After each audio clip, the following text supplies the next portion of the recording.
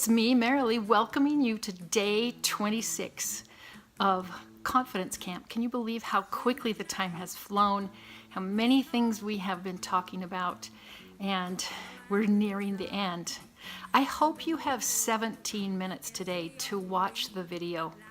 We don't often take 17 minutes to watch a video nowadays because we're moving so quickly. And anything that's about 3 minutes or longer, we click to the next thing because our attention span has gotten so short.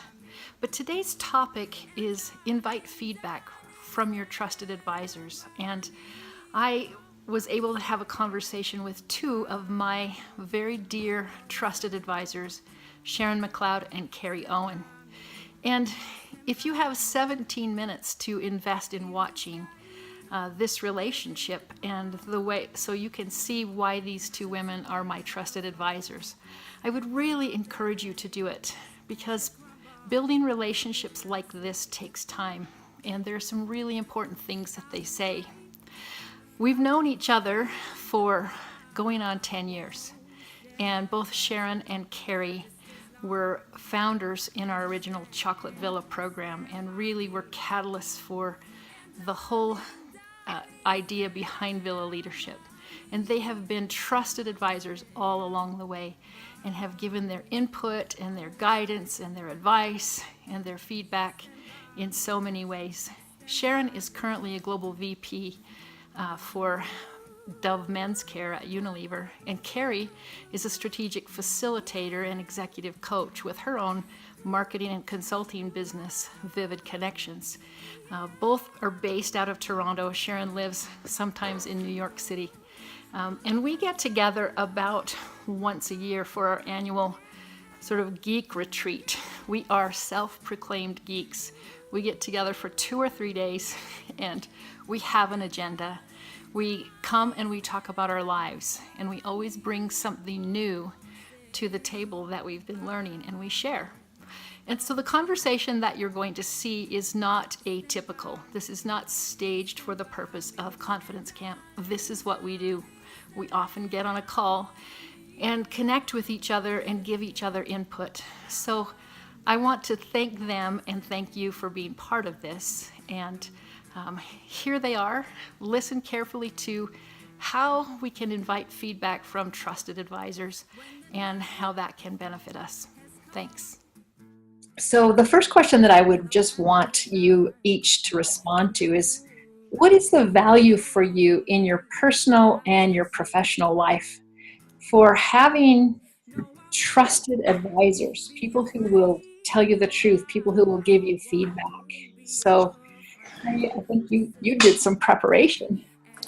I did.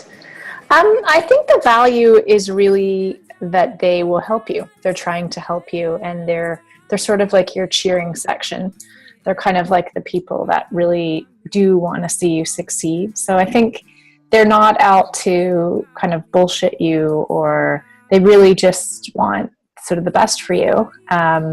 And I think the value is it can help you learn, and it can help you improve, and it could help you focus. And, ideally it's about improvement and trying to reach your goals. So I think the people that you value and trust as advisors can really be supportive and helpful as you move forward against a challenge. And I think that, I guess it depends on the environment that you're in, but most of us have people that we might feel have another agenda or something like that. And trusted advisors don't have that. So, sometimes you're getting feedback from a colleague or something, but they're not somebody who's a trusted advisor. A trusted advisor, as Kerry said, is somebody who has your best interests at heart. So even if I think sometimes they can give you some very tough feedback, but that they want you to succeed, and they're trying to help you. So in the end, you know that it's coming from the right place, and it's not hurtful in any way. It's actually very, very productive and effective. I think too, something that they have that maybe other colleagues wouldn't have is a level of objectivity. And potentially a level of distance. So you may not be working with a trusted advisor all the time. And they may not work in the same kind of role or big company or same sort of setting that you might work in. I think that's another benefit of trusted advisors, is that they can be living really different lives to you, right? So their advice and their perspective is actually more interesting because it's distanced from you. So I would say that too. People that are closer in, I think it's much harder for them to be objective, even if they try. I think it is just trickier. It can be so eye-opening to have somebody from a different industry or something like that who's a trusted advisor who will point out to you, just because the situation that you're in is normal. In another industry, it's not. And so therefore, it's not necessarily going to, it opens your eyes to what else is possible and can sometimes help you get unstuck. So how do you, this is the question that I have, because, all of the things that each of you are saying are really very applicable to the three of us, and the way that we use, I hate to use the word use, but we really use and leverage the feedback from each other, because there will be times when one of us will reach out and say, hey, I need some feedback on this. And we jump on a call or a Skype call and what do you think? And we get honest feedback. And that distance, we have distance between us. We all live pretty far away from each other, and we don't have daily contact. But every time we get back together, it's like it was just yesterday that we saw each other. How do you know who to trust? How do you determine who your trusted advisors can be?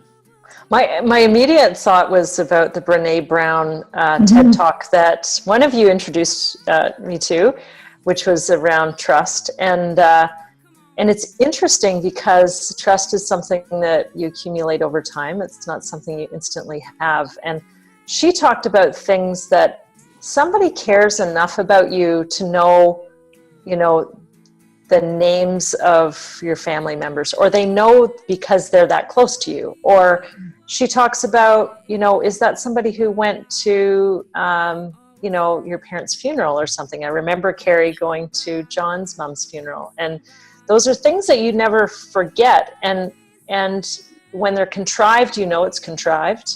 They looked your child's name up on Facebook so that they could put it in, if it's spontaneous, that there is a beautiful thing about human beings, is that we have an innate ability to know if we can trust somebody. And so sometimes those things they're not the things that you think they are, but they're those little things that are, as Brené Brown would say, like they're depositing into your trust piggy bank or something like that.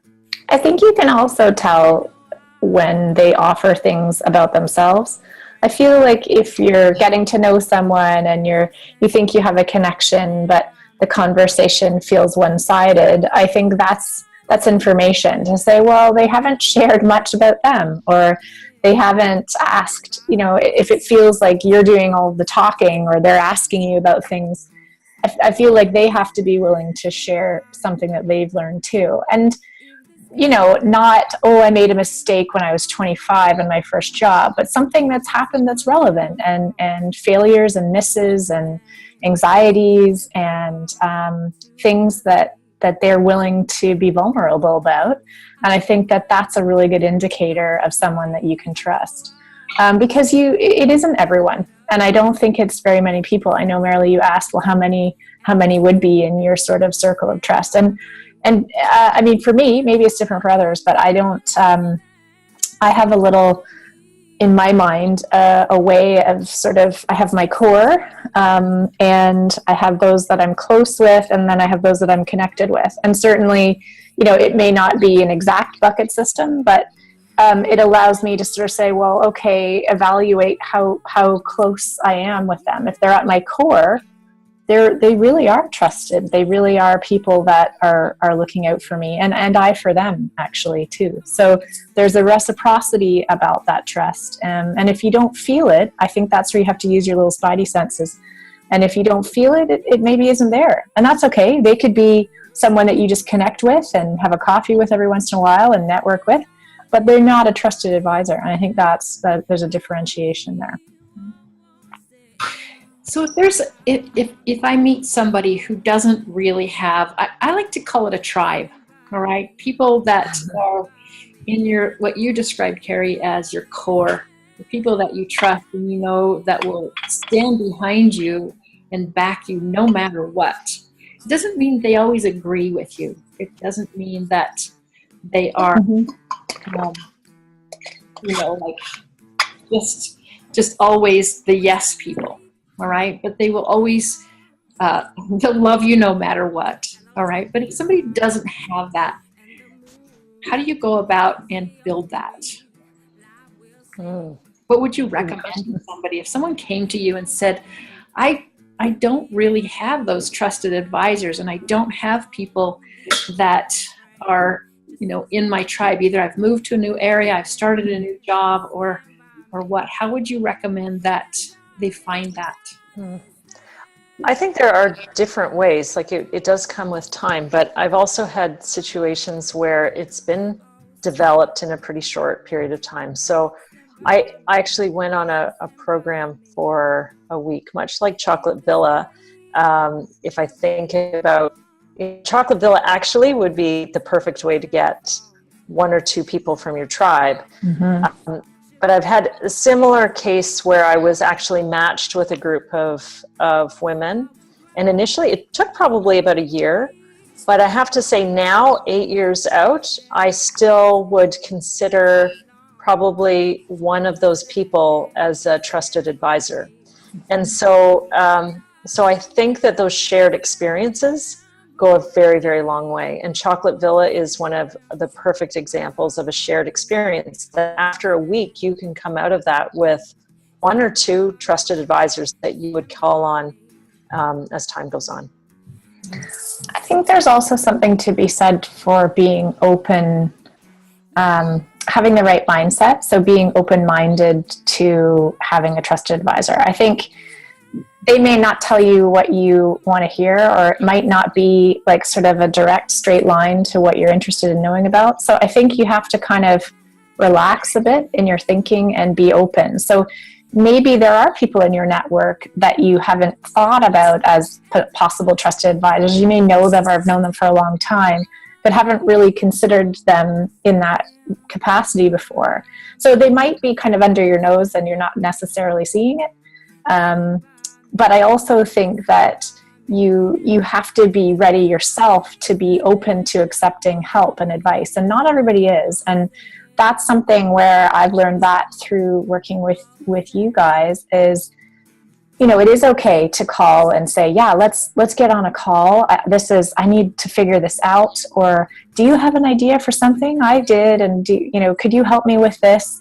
Merrilee is fabulous at sharing. And so I've learned that as well and been able to share back. And I think that's part of it too, is being open to accepting what other people might give you. And again, it's not an answer. It's ideas, it's thoughts. Like nobody can tell you like, yes, you should take that job. And I think it never should be an answer. It should be ideas and advice and potentially experiences that they've had and that you can reflect on. So I think you got to have an open mind in many respects to both people and concepts and things. I think Kerry raises a very good point about the notion of being open to people that you wouldn't immediately say are your trusted advisor, but and there might be in a certain circumstance that it's the first time you're calling on them that way, but you could trust them. And I can think of probably 5 people that I haven't had that relationship with, but there are situations where maybe I'm thinking about my career or I'm thinking about how to handle a difficult situation.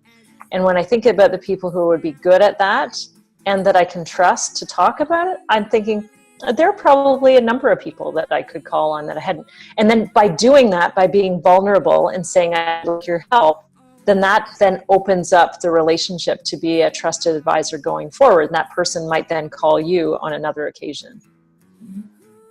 Yeah, I agree. Yeah, I agree with that. one of the things that I particularly value about my relationship with the two of you is that you know me, right? And Kerry, you made a comment before we turned on our recording about Sharon, and you said, 2 years ago, I would not have imagined you doing that, right? And one of the things that I know that both of you have said to me is, this is how we know you, and what you're talking about either seems like a lot of work, or yes, we definitely think you can do that. And so that's really valuable to me to say, knowing who you are, gives context to the thing that you're proposing here. And so that's been more helpful than anything. And many of you have seen we in this program we've used the chemistry of confidence, and Kerry and Sharon here were part of that original group that gave me feedback on our whole business. That was in the beginning, it was really, really difficult, but that feedback has been the most valuable feedback for me, I would say, in my life. So Wow. These kind of trusted advisors is really valuable. Do either of you have other things that you want to say about either us or the notion? I was just thinking that it takes incredible bravery to open yourself up that much and to be that exposed, and it can be a very emotional thing to go through, to open yourself up and invite people in to tell you how you could improve or how you could be. Usually you get a piece of advice like this little bit, but to expose yourself completely is just, it takes incredible bravery. But I think what you've proven is that there's the big benefit of, and it pays off in, multiples by being brave and standing out on the cliff. I also think there's a sense of relief that comes too, because, for me, we've discussed the concept of the imposter syndrome many times. And I feel like when you do have this group of trusted advisors, it really helps to diminish those feelings of doubt or insecurity about a particular idea. You might be really into this idea and, you're trying to put it forward, and inevitably, your lizard or whoever can sometimes have a bit of a field day. So that having those trusted advisors, people that know you, people that are like legitimately and authentically cheering you on, I think really helps to kind of get that in check and make you feel confident about, this is a good idea, and this is something that I'm capable of doing. And yes, I do need to kind of do these things or take these steps or investigate, but I have the capacity to do this. I'm capable. And I think that's the powerful side of things. I think that's very interesting in that a trusted advisor knows you so well, they know your capabilities better than you do. Mm-hmm. And sometimes people will say, in sort of an offhand comment, of course you can do that. My brother might tell me that, and he's a trusted advisor on lots of things, but professionally he's not, and he doesn't know. And so people will say, of course you've done all these things in the past, why wouldn't you be able to do this? But I don't believe them. It's and so sometimes you have trusted advisors on different things, and the two of you are professional trusted advisors. You've seen me in professional environments, you've seen my feedback, you've interviewed people who've worked with me, and so if I really am capable of that or not. And so I trust you, I trust your judgment. And I think sometimes we're going to choose trusted advisors on different things. My brother's going to be much better at, interaction within our family or in my relationship with my husband or something like that because of the way he knows us, So I think you're going to pick different people at different times. Yes. Having said that, though, you would help me with my relationships too. So I don't know. And your brother would probably be a much better advisor at fixing the plumbing under your sink than I would. Exactly. Yeah. Yes, definitely. Exactly. Yep.